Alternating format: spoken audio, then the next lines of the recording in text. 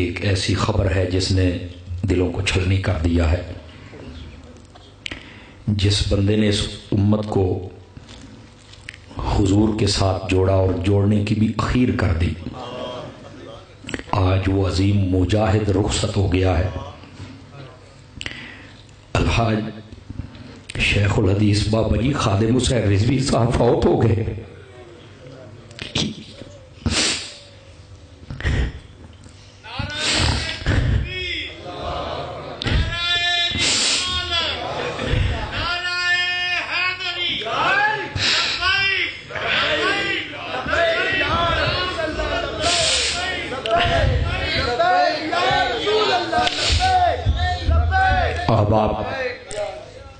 اب تم تلاش کرو گے صدیوں میں ایسا بندہ تمہیں نہیں ملے گا.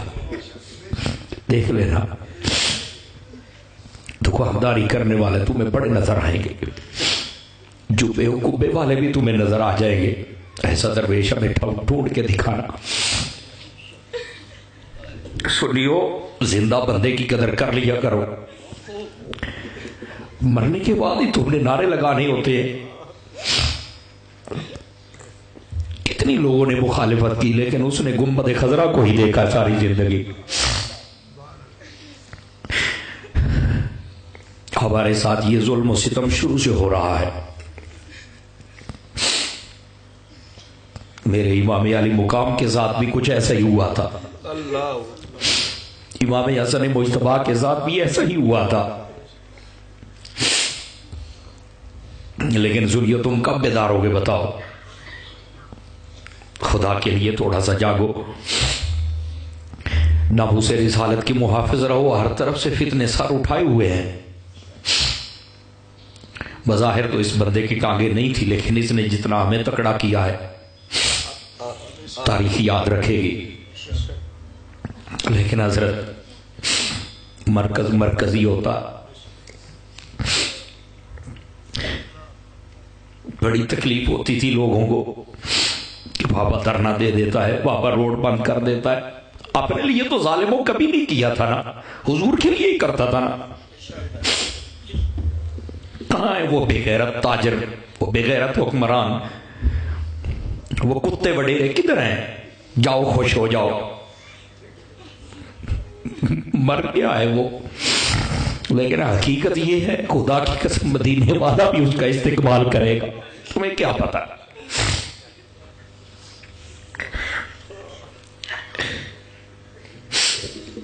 ظالم و ساری حیاتی نبی کے نام پر تم نے انگوٹھے چومے ہیں. اس نے یہی کہا تھا نا کہ حضور کے نام پہ انگوٹھا لگا دو. یہی کہا تھا نا. اور کیا کہا تھا تمہیں؟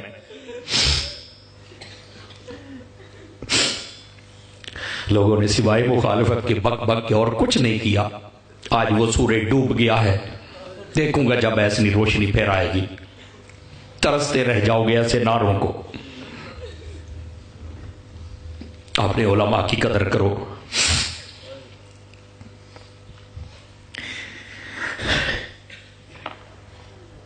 اگرچہ میں ان کی تنظیم کا بالکل عہدیدار نہیں ہوں، ایک کبھی بھی میں نے عہدہ نہیں لیا، نہ میں اس لائق اپنے آپ کو سمجھتا ہوں، لیکن ہماری قلبی محبت ہے. خدا کی قسم قلبی محبت ہے. کیونکہ جو مرکز ہمارا ہے، جو منزل ہماری ہے، وہی میرے بابا کی تھی. لیکن جس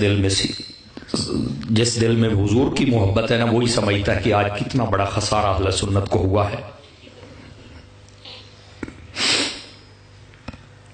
حضرات خدا کے لیے اپنے علماء کی قدر کریں جو تمہیں ہر فتنے سے آگاہ کرتے، ان کو اپنا دشمن نہ سمجھے.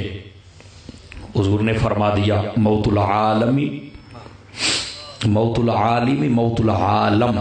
فرمایا جب عالم فوت ہوتا ہے تو سمجھو عالم کی موت آ جاتی ہے. ایک ہی تو بندہ تھا جس کا نام سن کر کفر بھی کانپتا تھا. خدا کے لیے